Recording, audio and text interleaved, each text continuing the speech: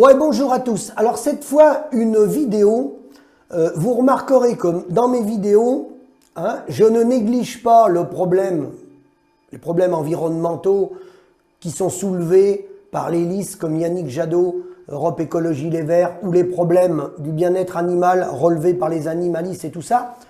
Je ne les sous-estime pas, mais je ne veux pas en parler, ou très peu en parler. Pourquoi?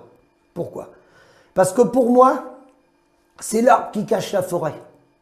Ça passe, je dirais même pas au second plan, ça passe loin derrière toutes mes préoccupations. L'enjeu majeur, je vais vous le dire, pourquoi? C'est un moyen de communication pour détourner les paysans et le grand public des vrais problèmes. Pourquoi? Je vais vous résumer très court. Vous êtes paysan. Trouvez-moi dans un rayon de 5 km une exploitation, je dis bien une exploitation agricole qui a déposé le bilan, qui a arrêté, mais que cette exploitation a arrêté pour des causes bien déterminées, c'est-à-dire à cause des écologistes, pour les problèmes des traitements, glyphosate, autres, nuisances, ou les animalistes. Trouvez-moi dans un rayon de 5 km ou 10 km comme vous voulez, comptez-moi les exploitations, sortez-moi un rapport, vous me laissez sur mon adresse philippe.grégoire22@gmail.com le nombre d'exploitations qui ont arrêté dans un rayon de 5 km à cause de ces gens-là.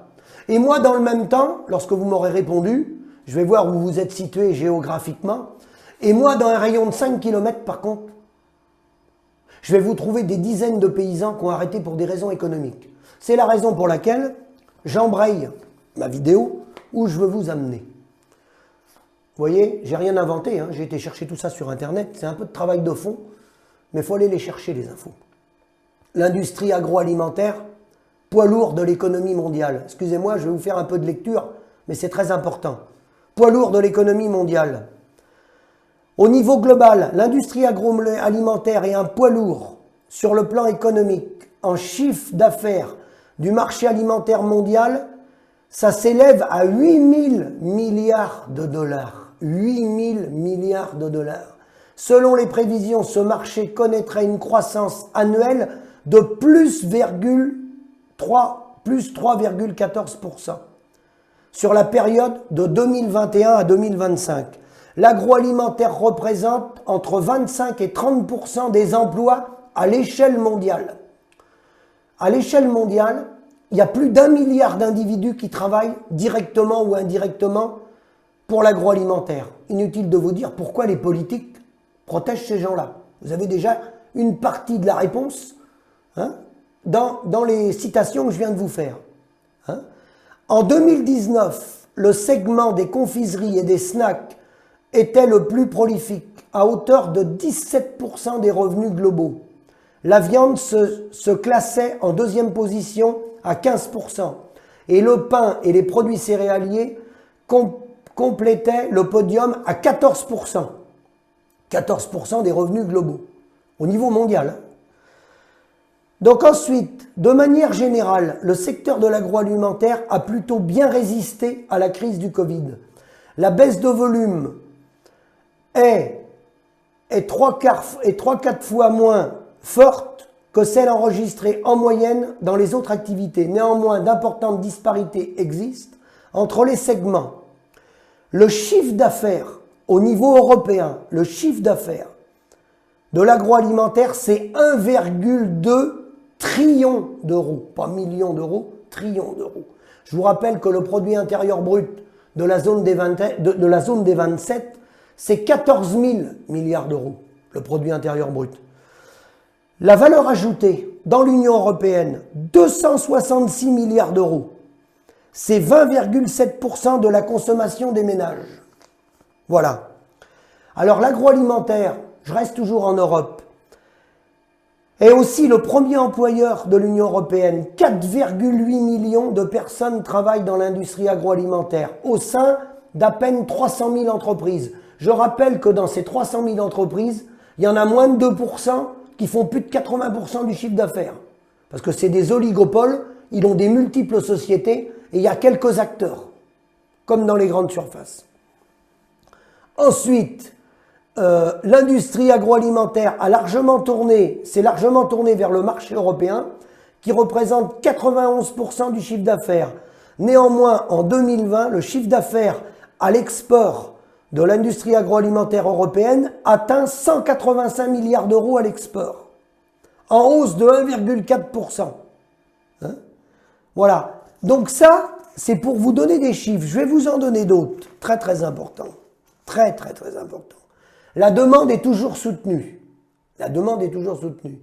Alors que l'économie mondiale a subi un choc de la crise sanitaire, la croissance de l'industrie agroalimentaire s'est poursuivie en 2020 et en 2021. Et les projections jusqu'en 2025 ne mettent pas en cause cette dynamique. Certes, la pandémie a eu un impact sur la production et l'approvisionnement en produits alimentaires. Néanmoins, la situation sanitaire n'a guère impacté la consommation mondiale. Les gens, faut qu'ils mangent. En moyenne, ils mangent 3 fois par jour, hein, à part ceux qui meurent de faim, puisqu'il y a 25 000 personnes qui meurent chaque jour de faim, et certains sont sous-alimentés. Après, vient un paragraphe très important. C'est la raison pour laquelle on vous fait du chantage avec les écolos, même s'il y a des problématiques. Je ne veux pas les nier. Je ne veux pas dire qu'il n'y a pas de problématique. Mais ça, c'est pas la principale préoccupation qui fait tomber en faillite les paysans. C'est les phrases que je vais vous lire maintenant. En effet, la croissance du secteur agroalimentaire s'explique largement par la hausse de la population mondiale. Selon les projections, cette dernière devrait passer de 7,7 milliards d'habitants actuellement à 9,7 milliards d'habitants à horizon 2050. Ça, tout le monde le sait. L'industrie agroalimentaire joue donc un rôle non seulement économique, mais aussi social. Il lui incombe en effet de trouver des solutions en termes de productivité ou d'innovation de produits pour nourrir 2 milliards d'êtres humains supplémentaires d'ici 30 ans. En tout cas, en comparaison et à d'autres secteurs, l'industrie agroalimentaire n'a aucun problème de demande. L'alimentation est un besoin primaire. Par nature, la demande est élastique.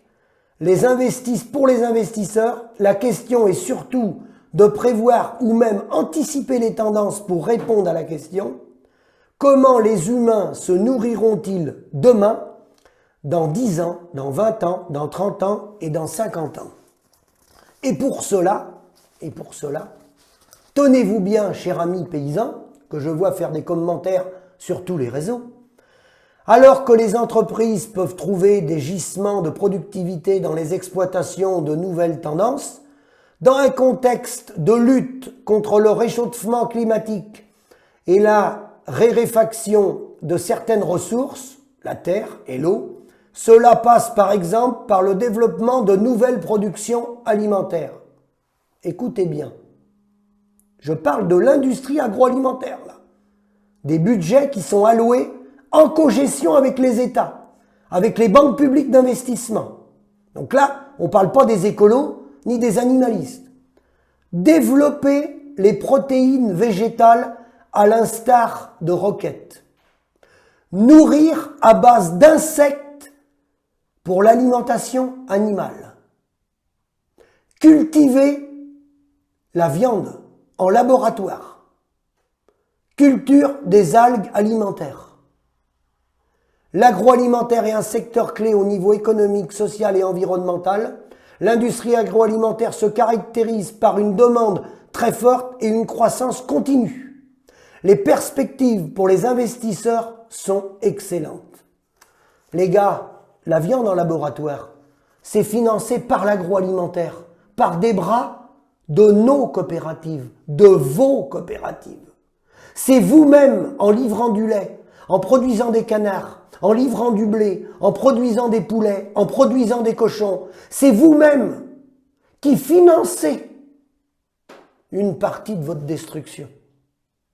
Alors, opposer les paysans aux écolos, aux végans, c'est un faux débat. Les gens qui demain, j'en connais dans ma famille, qui prennent plus d'alcool, nous on est dans un pays viticole, on boit du vin. Si quelqu'un ne boit pas de vin, on ne va pas y taper sur la tête parce qu'il ne boit plus de vin. Si demain quelqu'un ne mange pas de viande, il faut le respecter. S'il mange du végétal, c'est son choix. Le problème n'est pas là. Le problème, il est que celui qui va manger de la viande, le producteur qui a produit la viande, Il faut qu'ils en vivent. Et puis celui qui va manger du végétal, ben, le céréalier qui a produit le végétal, il faut qu'il en vive. Parce que nous, notre position, elle est très simple au SAMU social. Nous, on est contre l'élevage intensif qui a fait crever les paysans. Nous, on est pour les élevages à condition qu'il y ait une rémunération pour les paysans. S'il n'y a pas de rémunération, moi je suis pour la fermeture des élevages. Ce n'est pas une demi-mesure que je prends, c'est une mesure complète. Fermeture des élevages si on n'est pas capable de rémunérer les paysans. Voilà. Parce qu'on ne monte pas des bâtiments pour engraisser tout un tissu autour de soi, hein, arroser les multinationales, éventuellement exploiter des salariés dans certains groupes industriels qui restent au SMIG les 3/4 de leur carrière, hein, sur les chaînes, et le paysan, lui, il a moins de 1000 € ou moins de 350 €. Donc ce modèle-là, terminé. Il faut fermer l'élevage. On monte des élevages lorsque les animaux ne sont pas entassés, lorsqu'on respecte l'environnement, lorsqu'on respecte le bien-être animal, mais avant de parler de tout ça, on rémunère le paysan. Première rémunération, le paysan. Et le paysan, c'est pas 1000 €. Hein. Parce qu'à 1000 €, il faut aller enfiler des perles ailleurs. À bientôt.